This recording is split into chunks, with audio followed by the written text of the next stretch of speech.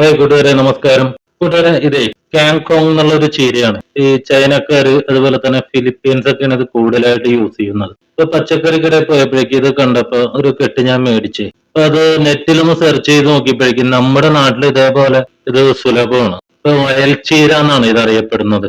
നമ്മുടെ നാട്ടിൽ ഞാൻ ഇത് അധികം കണ്ടിട്ടുമില്ല, അങ്ങോട്ട് യൂസ് ചെയ്തിട്ടൊന്നുമില്ല. ഇത് എല്ലാ ഇലവർഗ്ഗങ്ങളെയും പോലെ നല്ല വിറ്റാമിൻസും പോഷകങ്ങളൊക്കെ അടങ്ങിയിട്ടുള്ള ഒരു ഇലവർഗ്ഗം തന്നെയാണ്. ഇത് ഞാൻ സാധാരണ ചീര തോരൻ വെക്കുന്ന പോലെ അങ്ങോട്ട് വെച്ചു. ഇലക്കറികളൊക്കെ ഇഷ്ടപ്പെടുന്നവർക്ക് ഒരു വെറൈറ്റിക്ക് ആയിട്ട് ഇതും യൂസ് ചെയ്യാം. നല്ല സ്വാദ് തന്നെയാണ്. ഇത് അങ്ങോട്ട് ചെറുതായിട്ട് അങ്ങോട്ട് നുറുക്കി അങ്ങോട്ട് എടുത്തിട്ടെ ഇതിലേക്ക് 2 പച്ചമുളക്, അതുപോലെ തന്നെ ഒരു ചെറിയ കഷ്ണം സവാള, കുറച്ച് മഞ്ഞൾപ്പൊടിയും ഉപ്പും കുറച്ച് മുളക് പൊടി അങ്ങോട്ട് ചേർത്ത് അതിലേക്ക് പിന്നെ കുറച്ച് തേങ്ങയുടെ പൊടി അങ്ങോട്ട് ചേർത്ത്. ഇവിടെ ഡ്രൈ തേങ്ങ മേടിക്കാൻ കിട്ടി, തേങ്ങയുടെ പൊടി. അപ്പൊ അതും കൂടി അങ്ങോട്ട് ചേർത്ത് നല്ലവണ്ണം അങ്ങോട്ടൊന്ന് തിരുമ്മി കുറച്ചേരം അടച്ചങ്ങോട്ട് വെച്ചു.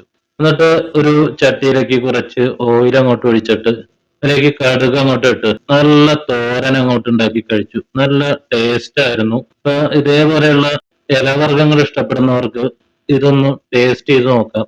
നല്ല അടിപൊളിയാണ്.